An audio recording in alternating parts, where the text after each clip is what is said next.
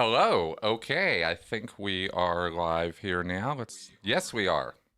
Hey, everybody. Welcome to the Sensibly Speaking podcast. This is episode number 326, and this week I am doing the podcast live. This has been it's a little bit of a frantic time for me this month because this is crunch time for me on my master's program, and I've got this 15,000 word essay to write, and I make it a big deal out of it. It's not like, the end of the world or something. It's just an assignment I need to do, but it's exciting, and I'm having a lot of fun with it, but it's also very nail biting and nerve wracking and all of that, and it does consume an awful lot of my time. So I was trying yesterday to put this podcast together because this whole podcast is no music. Sorry, I just went right to it. Yeah, I was trying to yesterday record this podcast, and what I've run into here, because this podcast is the direct result of of the work that I've been doing, the research and work that I've been doing, and personal, as I am wont to do, share my personal realizations with you guys about how Scientology is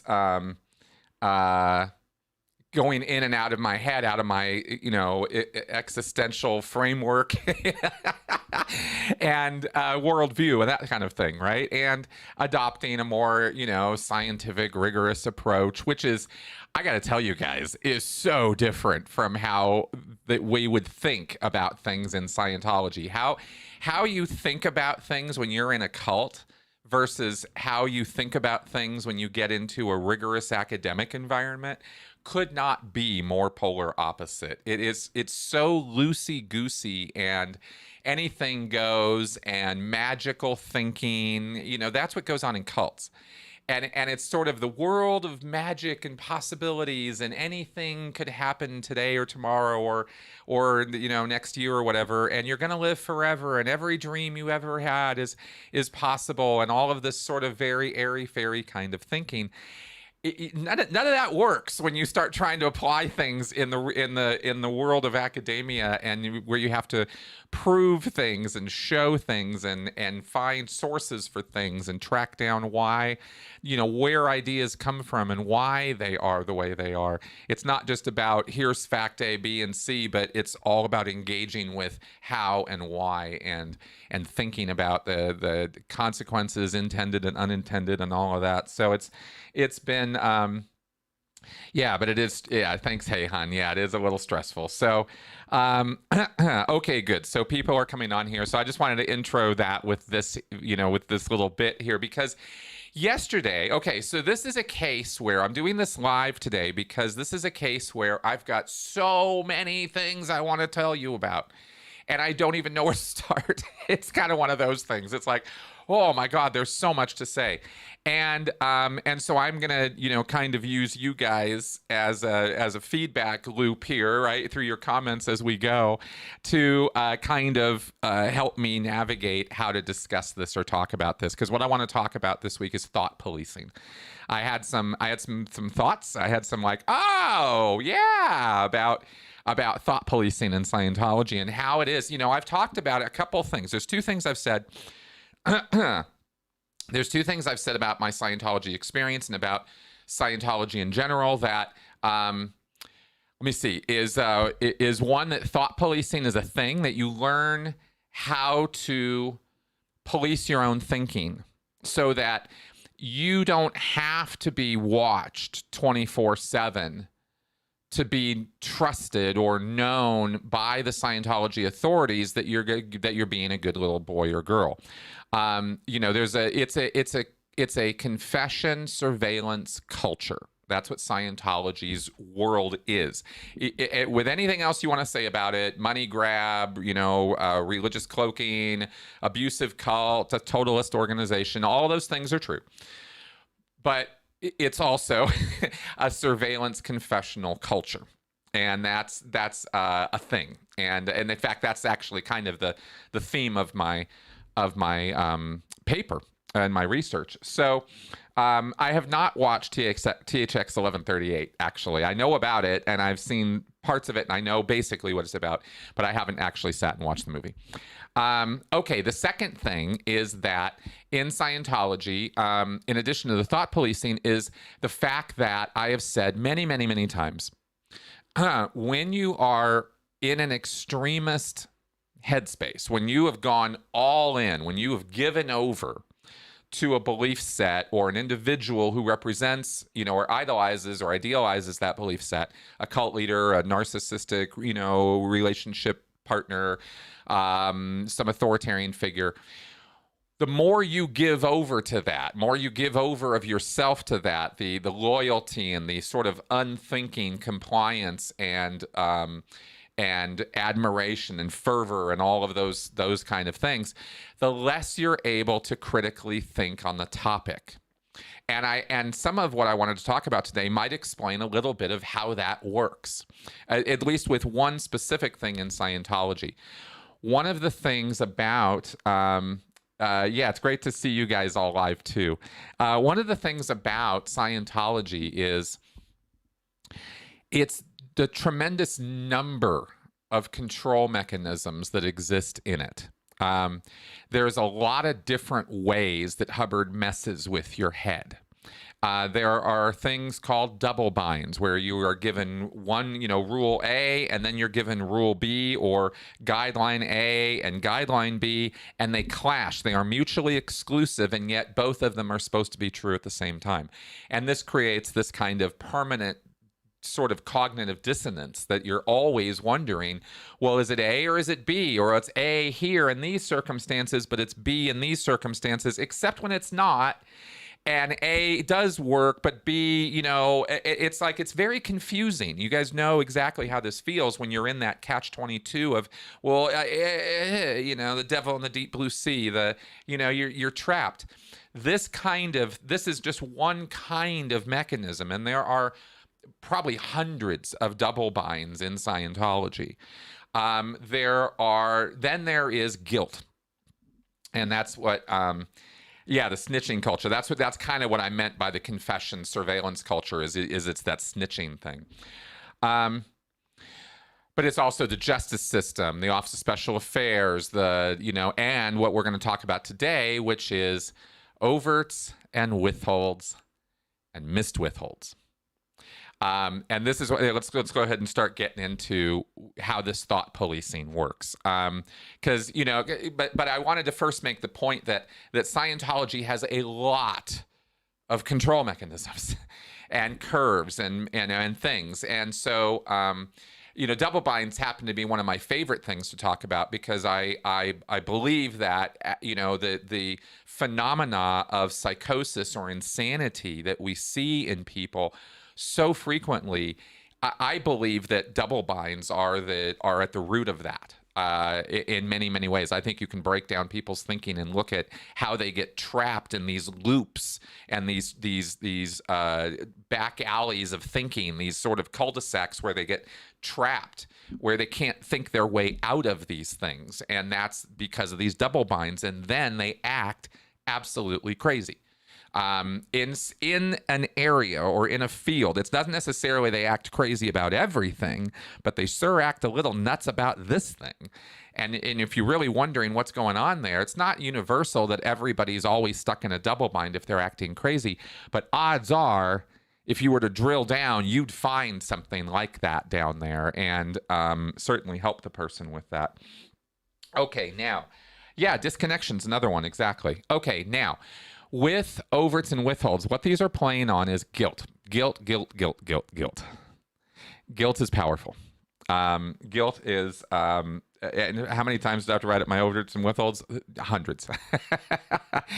Guilt, okay? It's all playing on that emotion or that band of experience or feeling or attitude. It's hard to, I don't know that guilt is just an emotion because it's so social. And that's the point, is that Scientology will play on your conscientiousness, your morality, your sense of right and wrong, and it tunes it up in a very, very specific ways.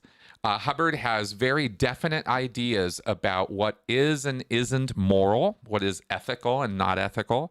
And he created a set of rules and guidelines and justice codes and a whole justice system to enforce his will. And the definition of ethics in Scientology is quite interesting, because when you are in Scientology, you believe that there is nothing better or more holy or more wonderful for people than Scientology.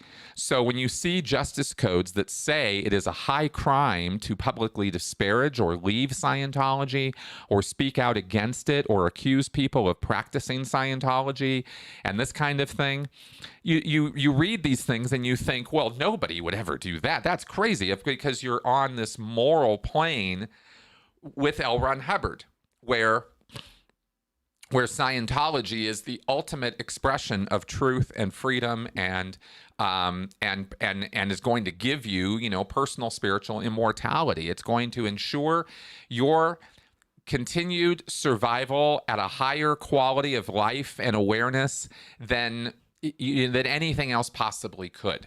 So it represents the ultimate in good. And when you're in that headspace, then it's a very heady, very powerful, very self-empowering kind of headspace when you feel that you're on the side of righteous justice and goodness. And of course, that's one of the things that Hubbard uses, and he uses this guilt mechanism.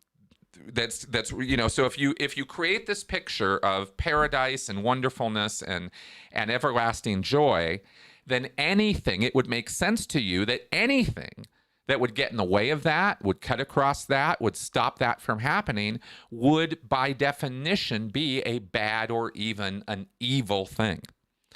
That's the first thing you gotta kind of grok or get your head around with the cult thinking, is that headspace that people are in when they're in a cult. It's not the headspace you and I are in right now.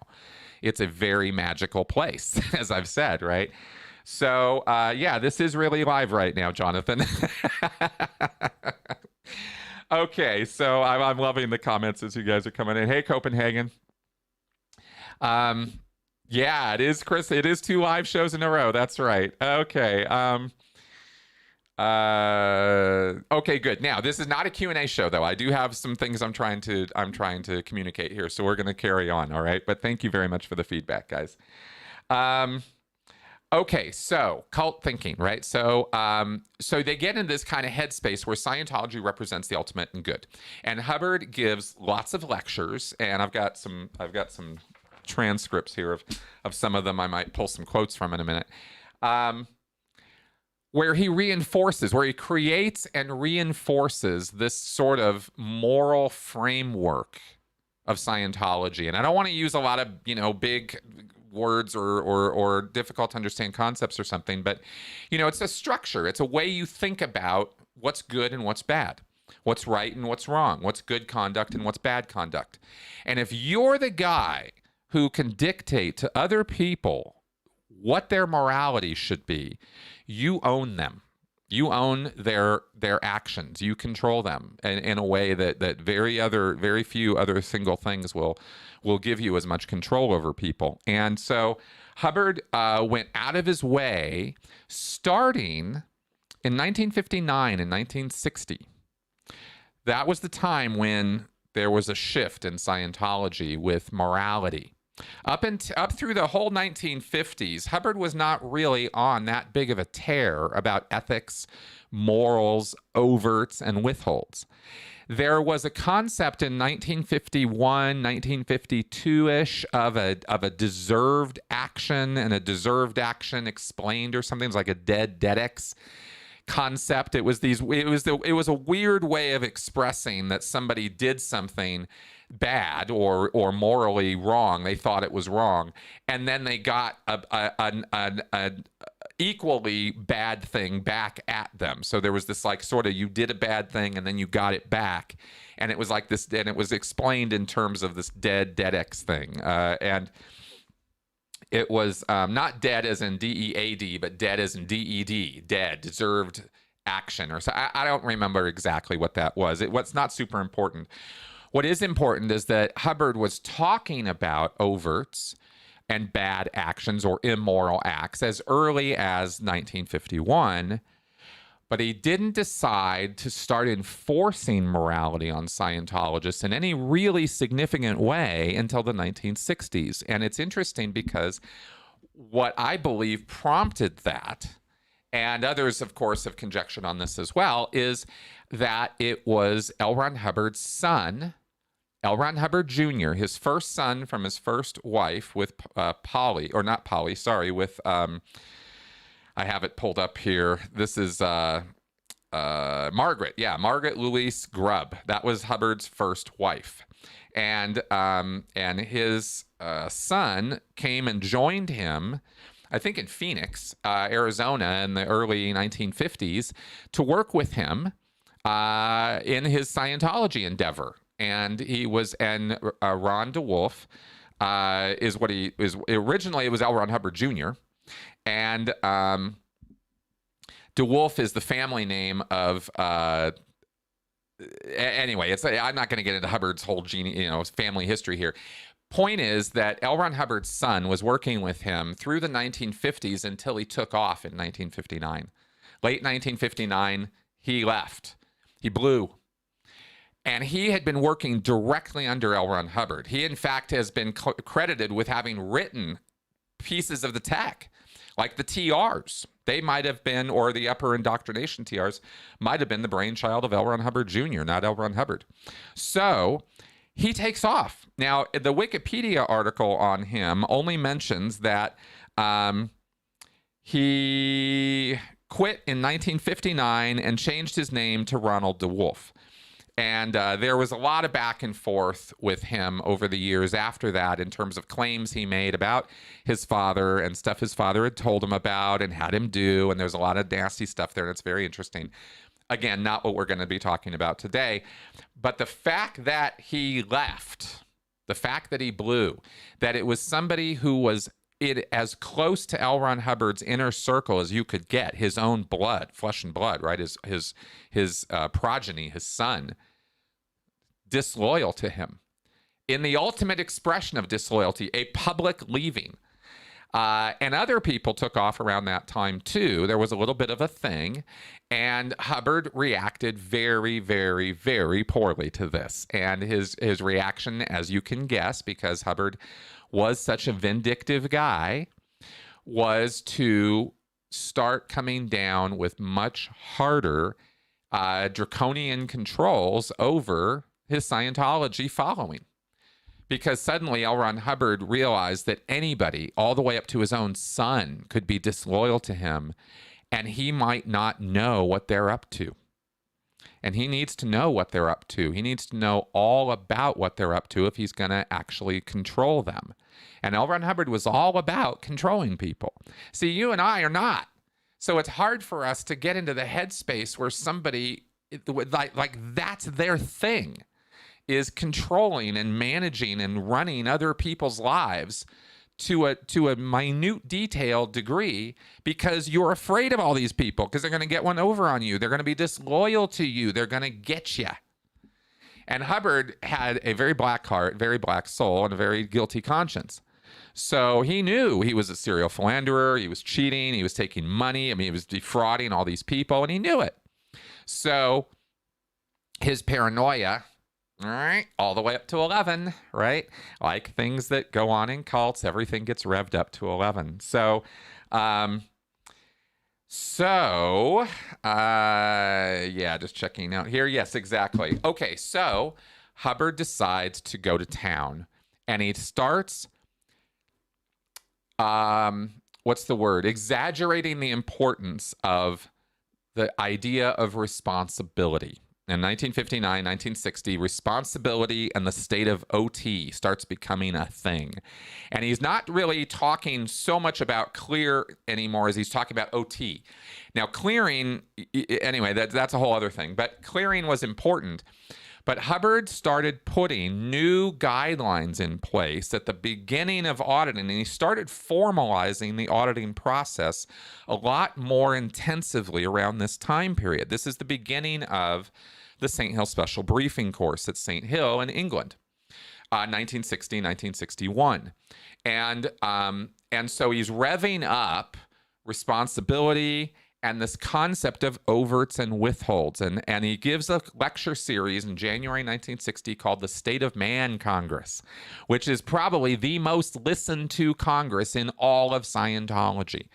It's like 6 or 7 lectures, L. Ron Hubbard pontificating on morality and on how when you do bad things to people and you know it, you've been a bad boy or a bad girl, that's going to stop you from going clear and going OT because you're stopping yourself, he says.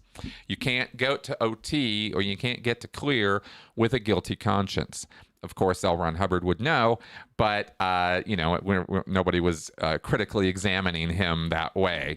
So he really started coming down like a ton of bricks on this concept of being a morally pure and upright person. And it wasn't about, Hubbard was interesting because he would put this out there and frame it as though it was the opposite of what the Catholics were doing or or organized religion does. He just lambasted them in the same lectures that he's breaking down and laying out Scientology's new codes of morality and how Scientologists need to be good group members first and good Scientologists, right? And that's how you be a good Scientologist, is you be a good group member. And that emphasis is important. All through, oh wow, hey, thank you, Couch, for that super chat. Very appreciated. Yes, Scientology does have approved ways of phrasing things. Yes, the language in Scientology is very specific. And as far as, like I said, this isn't a Q&A. I can't get off into big questions that are off topic for this podcast. I want to stay focused on this particular topic. So if I don't answer your questions, that's why. Okay. But, oh, that's interesting. 1 second.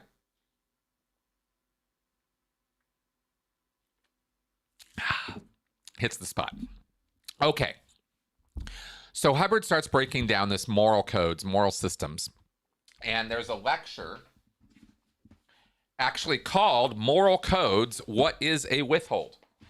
What's a withhold? What does it mean? What does it mean in Scientology to have a withhold?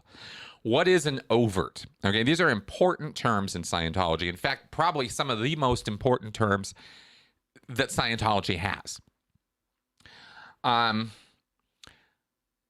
overt act in Scientology is any action or it's any omission or commission, any act of omission or commission. You did it or you didn't do something that causes the greatest harm to the greatest number of people. And it's a spectrum sort of thinking where, you can have big overts and you can have little overts.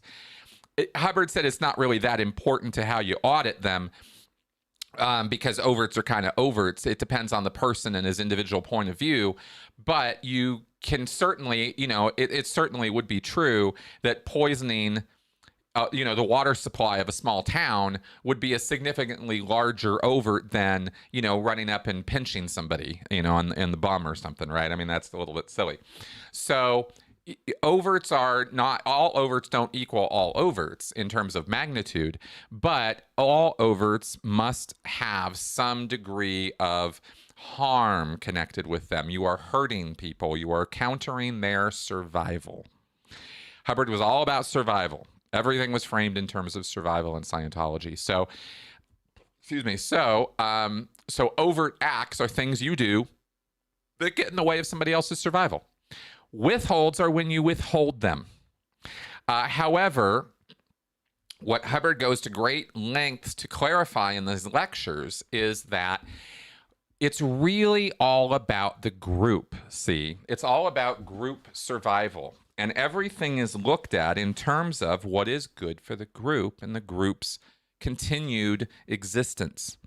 And all morality is defined by what the group needs and wants.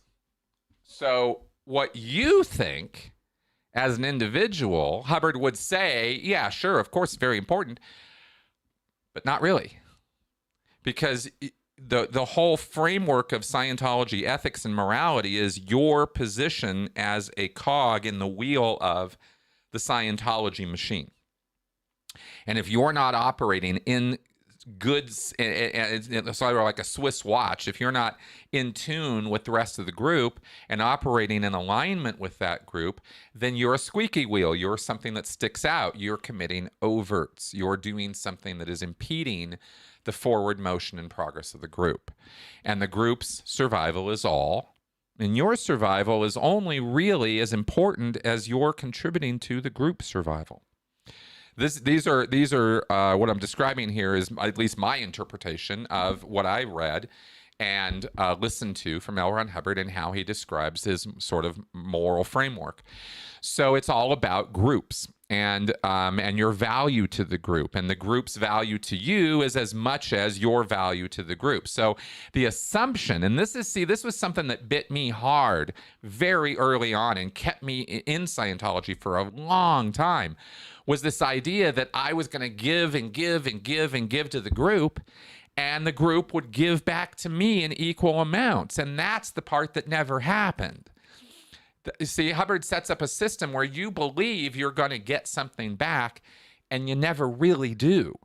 And you just give and give and give more of yourself because that's the ethical thing to do. So this is powerful stuff. This ethics stuff is not just some background material on Scientology. This is hardcore indoctrination. This is very basic indoctrination in Scientology to get all the Scientologists on the same page that they are part of a group, and the group is all, and they are only as important or as valuable to the group as they are contributing to the group. And it's just sort of implied or assumed that, of course, the group is going to contribute back to them. And when it doesn't, here come all these other mechanisms, the overts and the withholds and the missed withholds and the sec checking and the KRs and the OW write-ups and these things that we talk about all the time. These are the enforcement mechanisms to get you back into that headspace that the group is all and you are only as important as you are contributing to the group. This is, I think you guys understand where I'm coming from on this. This is really important stuff. So, yeah, exactly. And exactly, it is very Borg-like. It's a very hive mind kind of thinking at its base. But the tricky thing is the way Hubbard frames it and talks about it is all in terms of the individual. So he's sort of selling everybody through these lectures and through his writings on the idea that the only way for you personally and individually to make it, to survive and make it as a Scientologist is to comply with the group and L. Ron Hubbard's intentions. And this was of course, you can see this is a direct response to a bunch of people, including his own son, saying, hey, fuck you, L. Ron Hubbard. We're not so impressed by you and your morality and your frameworks and your Dianetics and your clears that never manifest and OT, which seems to be this fantasy, and all this rigorous crap that we're doing isn't really getting us the goals that you say we will get. So screw you. And he goes, screw me? No, screw you. I'm going to show you guys. And he puts this whole system in place to retain people. This isn't, see, one of the things about brainwashing that's so interesting is it's not about getting new people in so much as it's about retaining existing members, which is kind of interesting. But, okay, so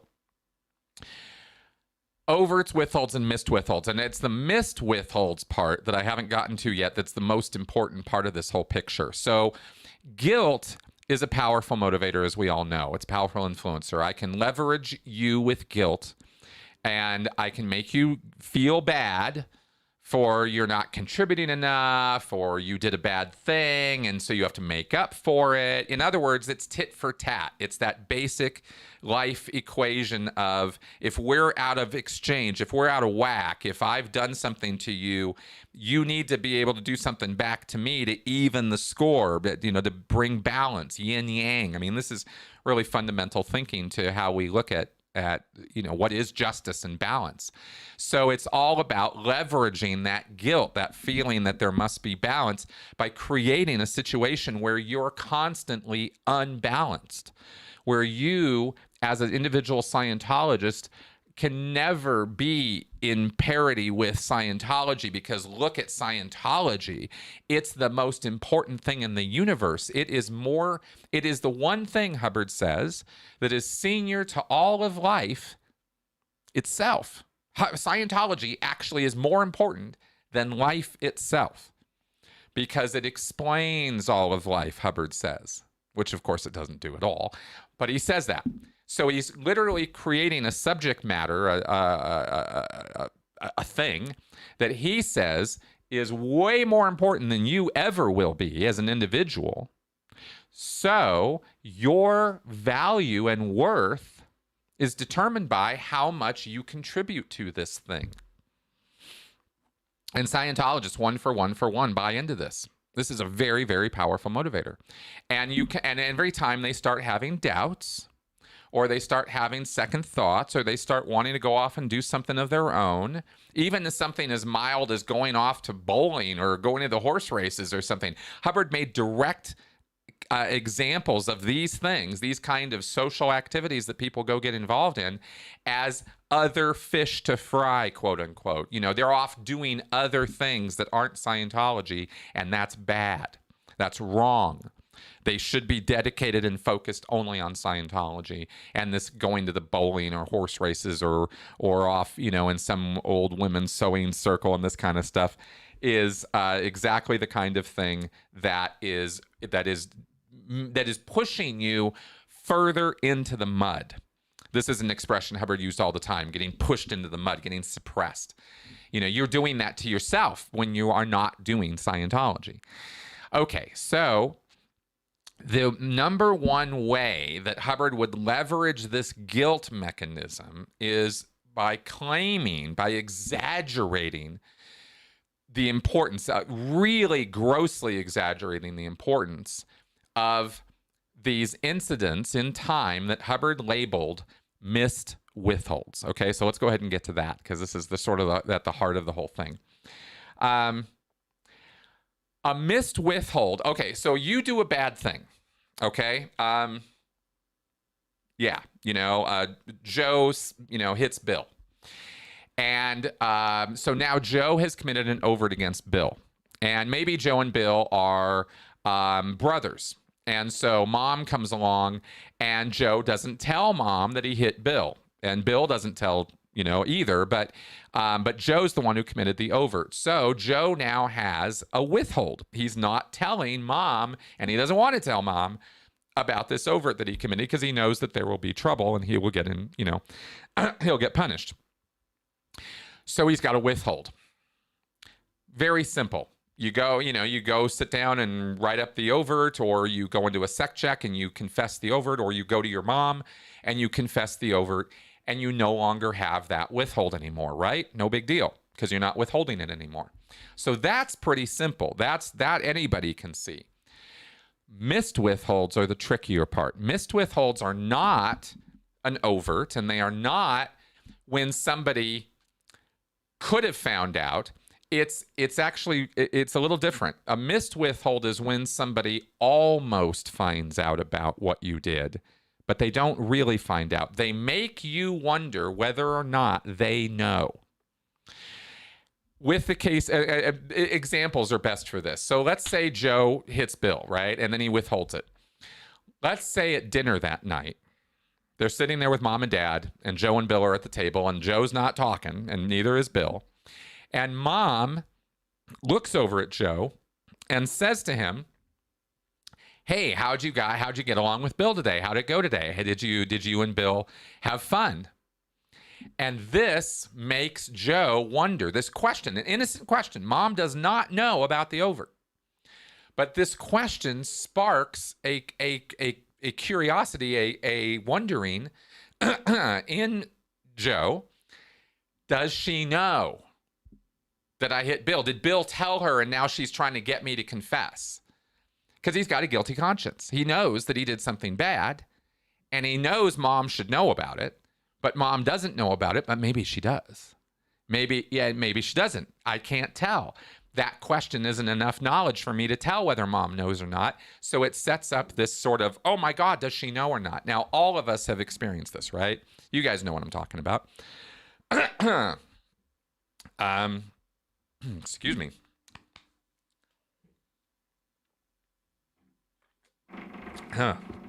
All right.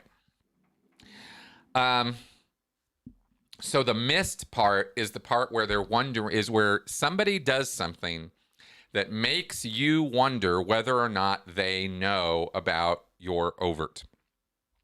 Now, it's kind of funny. Hubbard gives really bizarre examples in his lectures, and it's interesting how misogynistic they always are.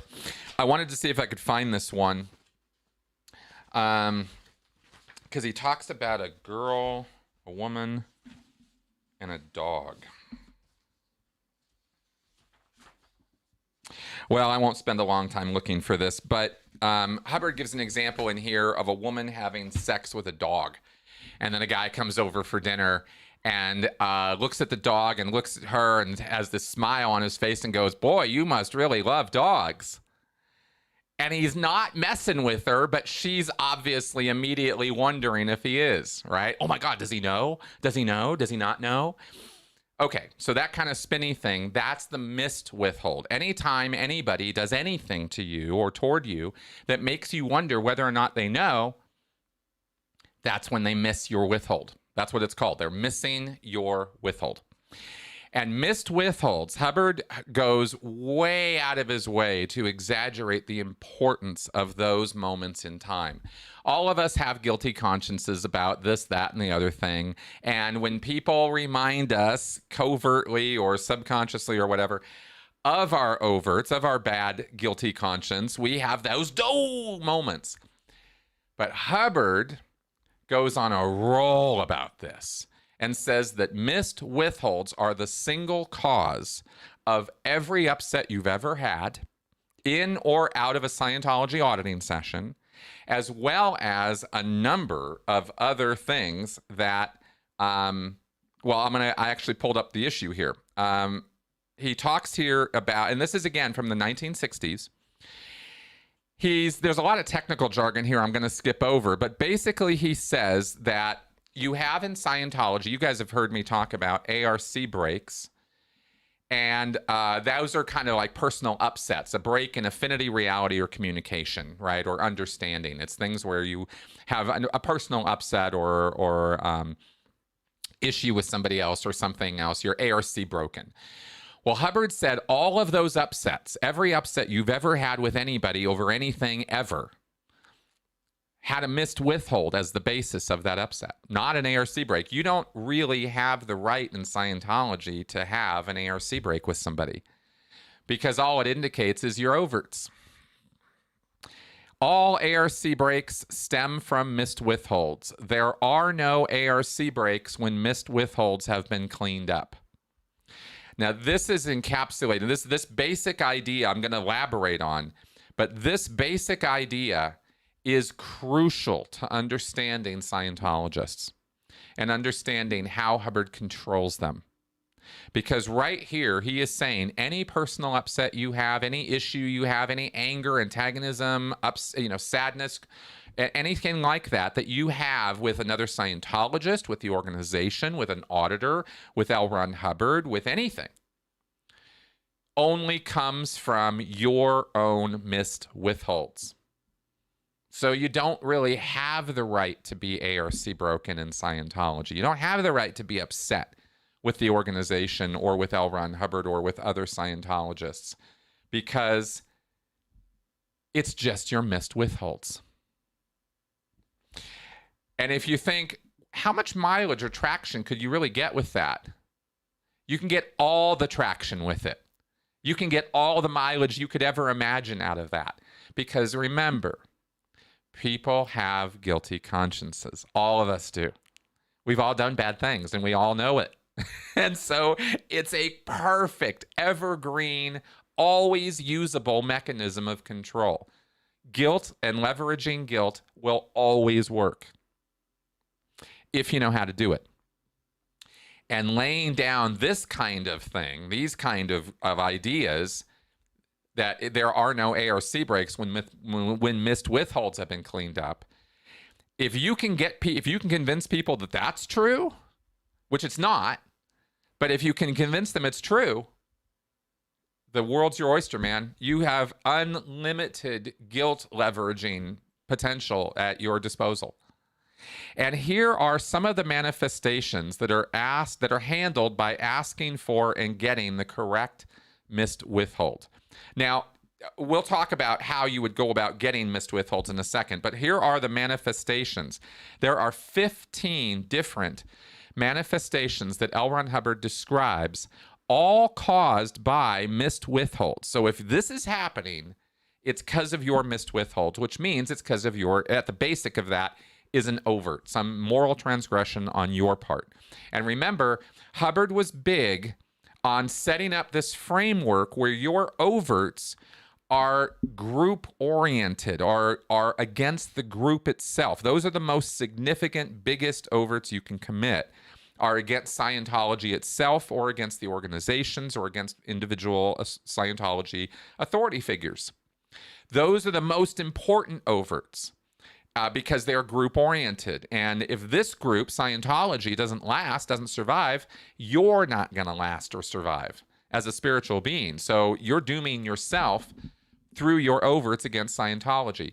Well, what kind of things are manifested when you are committing overts and have missed withholds, have accumulated, people missing your withholds?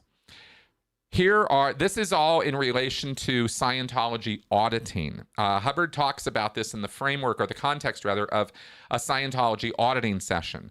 But Scientologists apply this information outside of auditing sessions too.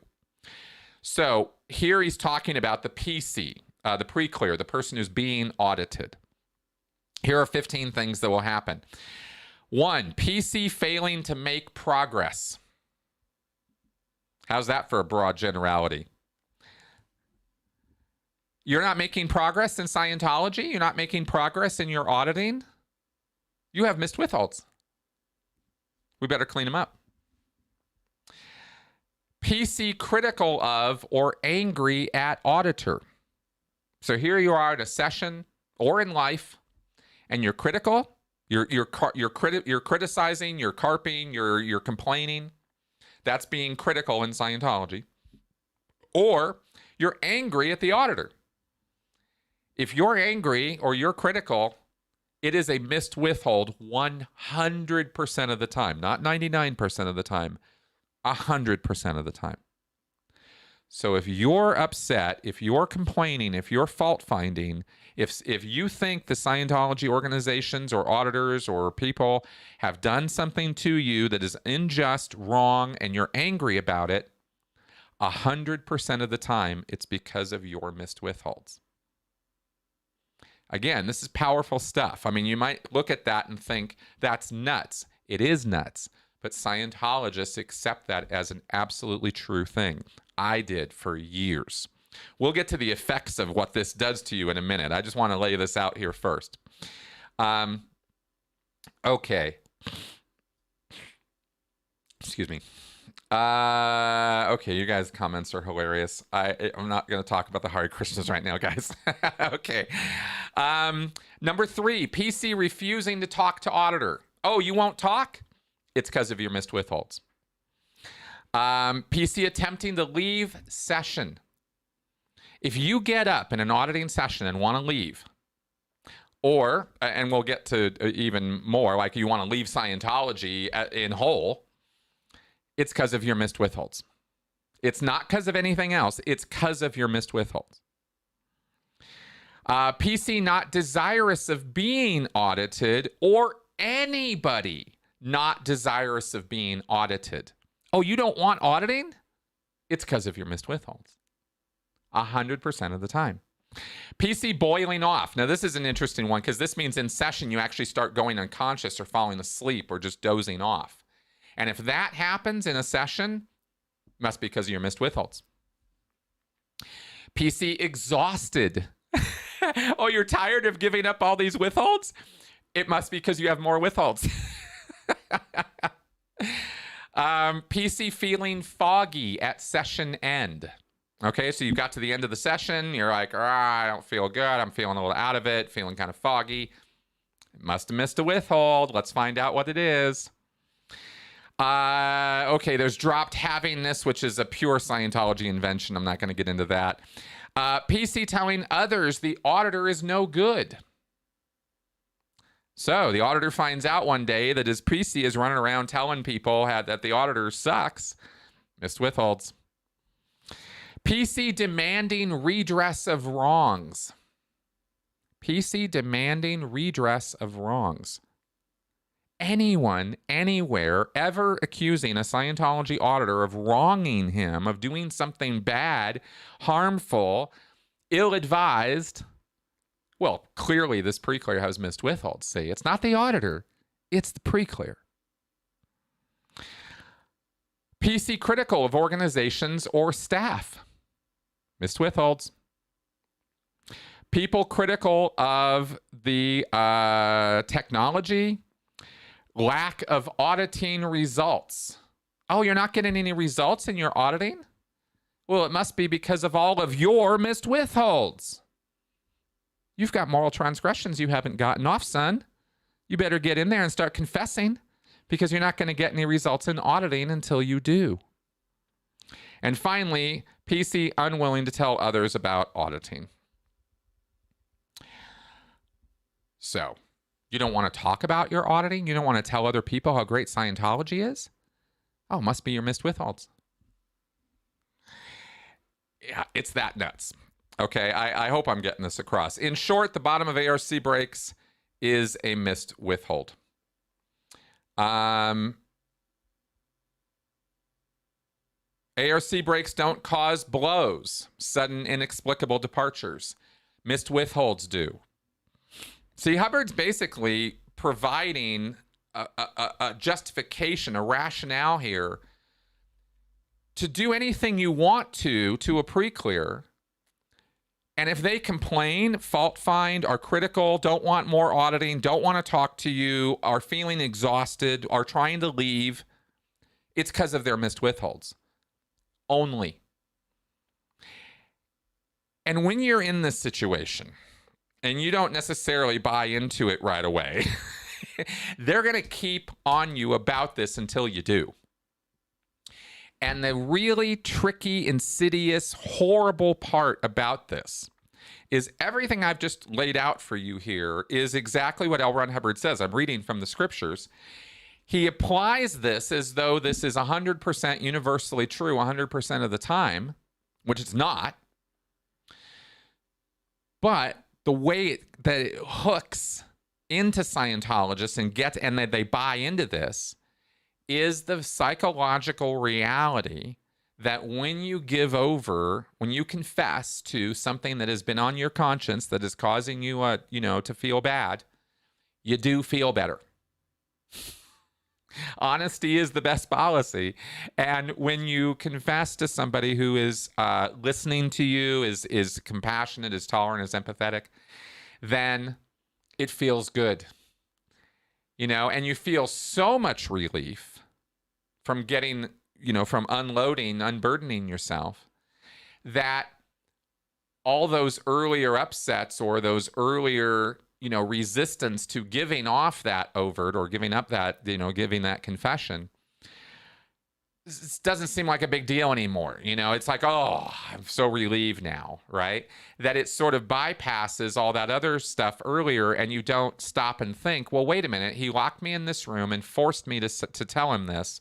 Is this really something I gave over freely and of my own free will, or is this something I was forced into? You don't really think about that because the relief of having told somebody makes you feel like, oh, I guess everything Hubbard said was right, and so therefore I am full of shit, and the next time I start feeling critical or upset or that I want to leave, it's just my missed withholds, see? And that's kind of how you end up getting hooked into this and buying this, is it's right on the edge of something that is true, which is, the guilty conscience and the relief that we experience when we give that up. So It's not true that every time you want to leave or every time you're upset with somebody or every time there's a difficulty, it's because of your missed withholds. But Hubbard can get away with saying that and give enough little instances of times where a person feels some relief, which is a perfectly normal, organic, psychological response to getting off, a moral transgression. He takes advantage of that to leverage that guilt in the future, to keep it there as a mechanism so he can always leverage that against you, so he can always control you with your guilt. I hope I am making sense here with all of this. Because these are very tricky things. It's, this is one of those very, very powerful mechanisms because it's so closely aligned with true things. And those are the most powerful kind. It's, when you're just making stuff up out of whole cloth, it doesn't have the same kind of power as when you can take something that is true and just throw a curve into it. And this thing about missed withholds is probably one of the best examples of that in Scientology. Now, over time, of course, what ends up happening with this, between these two sort of things that Hubbard has created, this moral framework that the group is all, and that your overts are determined by your value and actions to the group, that's on one end, and then you have this exaggerated importance on missed withholds. And that whole list of the 15 manifestations of missed withholds. So what happens is, if you accept this as true, if you believe this to be true, then you start policing your own thinking. Oh, every time I'm critical, that means I've got a missed withhold, which means it's my own overts. Oh, well, that means every single time I ever have a critical thought about anything, it's my own overts, that's all. So I shouldn't be critical. I shouldn't have critical thoughts. I shouldn't be paying a whole lot of critical attention to Scientology. I should just be doing Scientology and learning Scientology and complying with Scientology. Because Scientology has my best interests at heart, of course, and L. Ron Hubbard would never lie to me. So anytime I'm finding fault with the organization or having a problem with it, I guess that means that that's just on me. That's my problem. That's my issue. That's not the church. That's me. Oh, wow. Okay.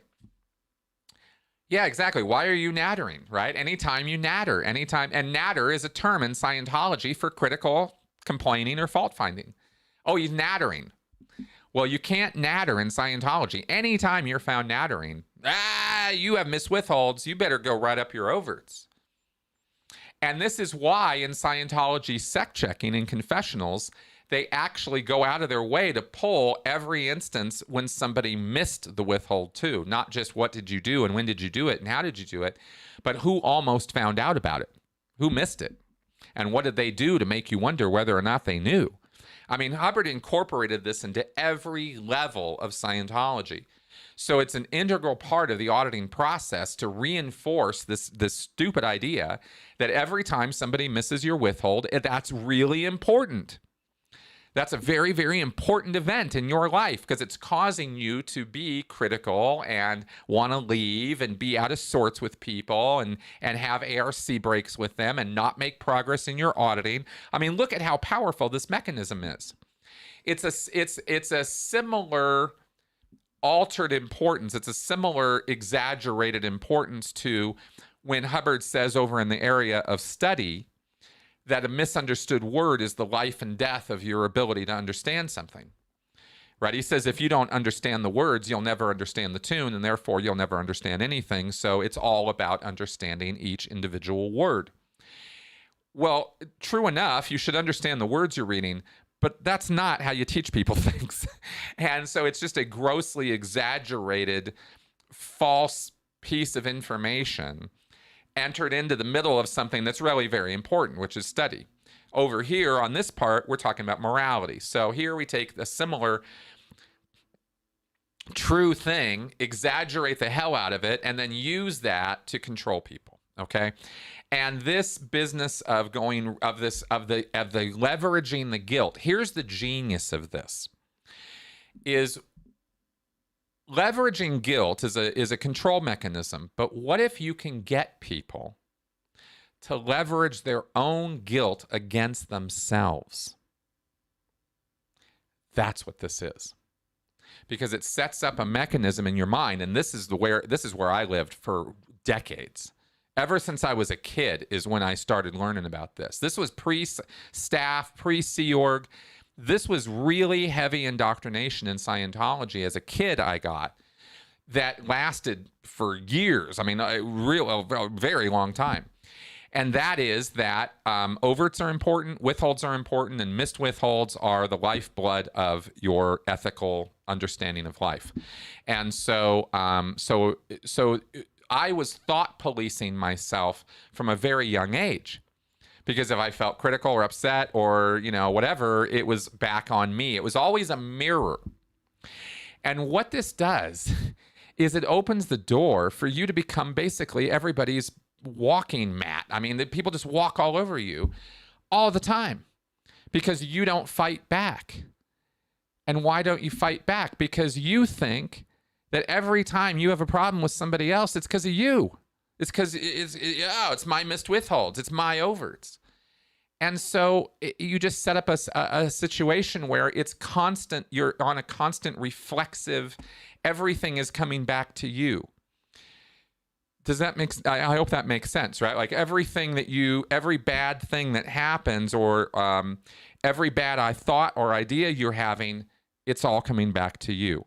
And then when you combine this with the third piece of indoctrination in Scientology, which is that you are always responsible for your own condition. It is never somebody else's fault what situation you're in. You're the one who caused it. You're the one who brought it about. Therefore, you're the one who's responsible for it. You put all those three things together, and you've got a total recipe for introversion, anxiety, depression, because everything comes back on you, right? And nothing is on the group. Excuse me 1 second.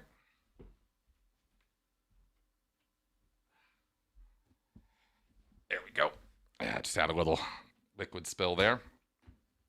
So that's how that control mechanism works in a nutshell. I mean, I think I've gone through all the details of it enough that you guys get what I'm talking about, right? Yeah, Dorte, you say here, missed withholds and withholds equals don't be banky. Yes. Yes. That's exactly right. I grew up with this expression, don't be banky, right? Stop dramatizing. So that of course also brings in the other control mechanism Hubbard uses, which is the reactive mind. That's kind of a whole other thing that also enters into this whole picture, but that's a separate thing. I really wanted to harp on with this episode was this thing of missed withholds, because it was the thing that created this sort of machine in my mind, where this sort of filter, cognitive bias, I guess you could say, where every time I was critical, every time I was upset with somebody, every time I had a problem or issue, I was pushing it back on me. And that is exactly what L. Ron Hubbard wanted. He didn't want anybody ever criticizing him or his subject. And this is the mechanism he created in order to ensure compliance with that. And Scientologists are forced to get in line on this. This is not an optional belief in Scientology. If you don't go for overts, withholds, and missed withholds, and all the confession culture that comes from that, this incessant need to confess your overts, and what this leads to, of course, is this sort of open book transparency where you're constantly oversharing.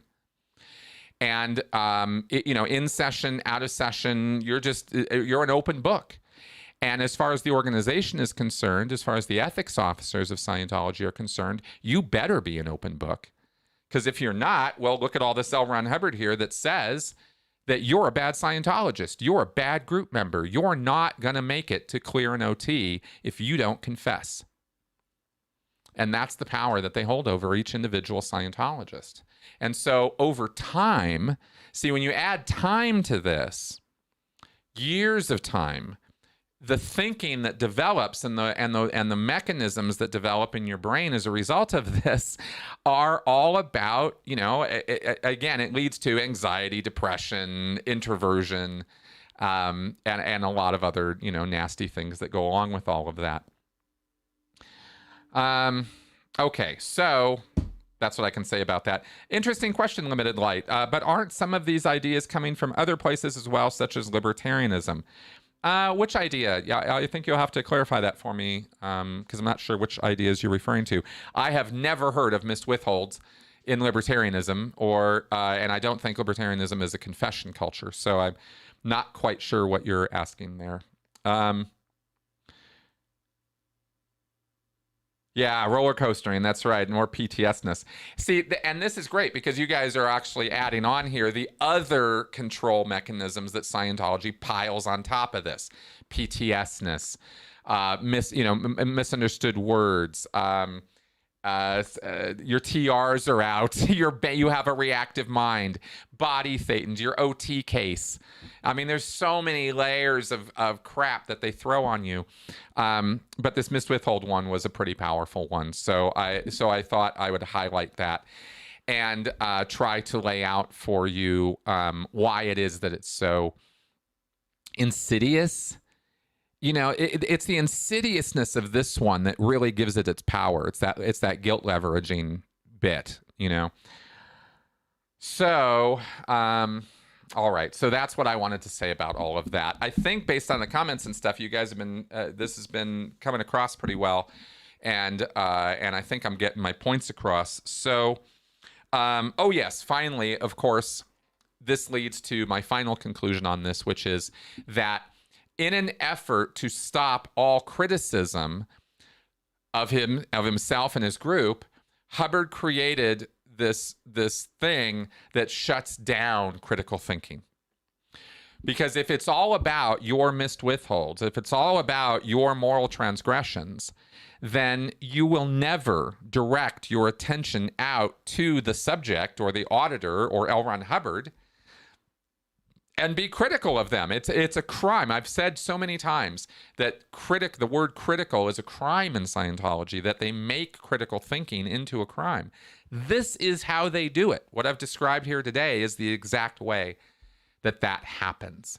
And so on this particular thing, you are trained out of critical thinking very, very carefully.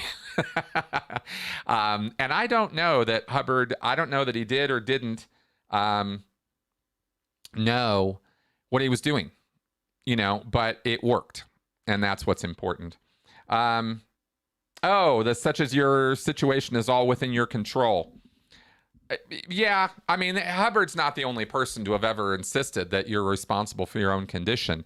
I just want to make sure that you understand that means a 3-year-old is responsible for being born with MS.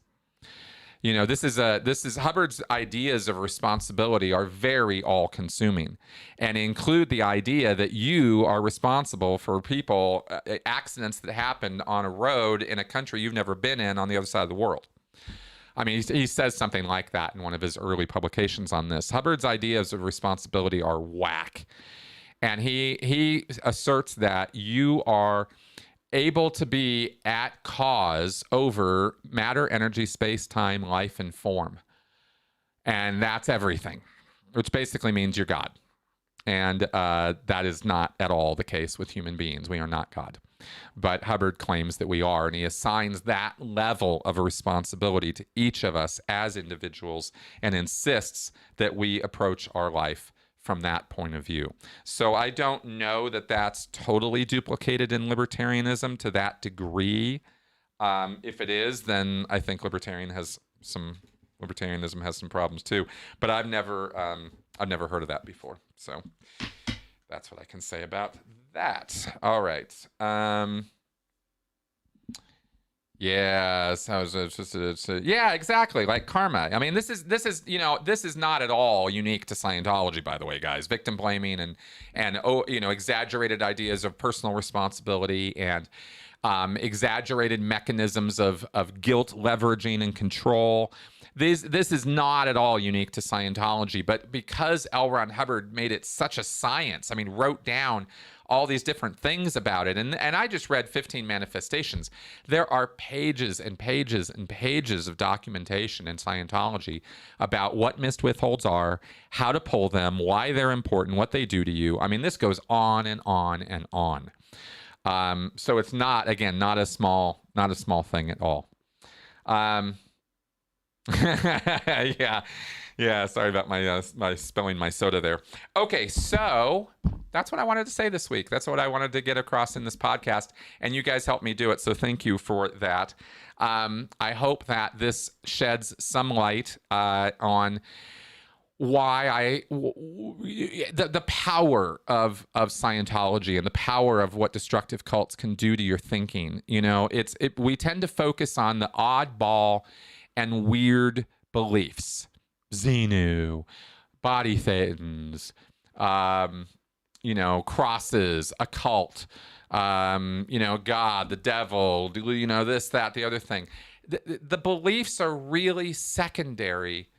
When we're looking at cults, we're looking at control mechanisms. And if you can kind of frame how you look at these groups that way, through that lens, rather than the kooky beliefs, ha, ha, ha, kooky belief, ha, ha, ha, that's so stupid.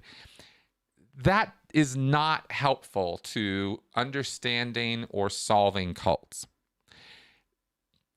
From time immemorial until eternity ends, people are going to think weird, stupid stuff you think is dumb.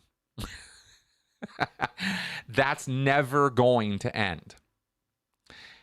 We don't have to abuse each other about those weird, kooky beliefs, though, and that's where the culty stuff comes in. So I got to highlight that. Got to put some importance on that. Yes, limited light. Thank you for clarifying that. I didn't think so. Because I've never seen a political ideology manifest some of the ideas Scientology has to the degree that they manifest them, and that's very important. Because as you did, limited light, you can confuse the two, and you can think, oh, well, that sounds libertarian. No, it's definitely not that. Hubbard had libertarian kind of leanings ideologically, but that's not what I'm talking about here today. So thanks for bringing that up. That's a great clarification. Oh, this is good.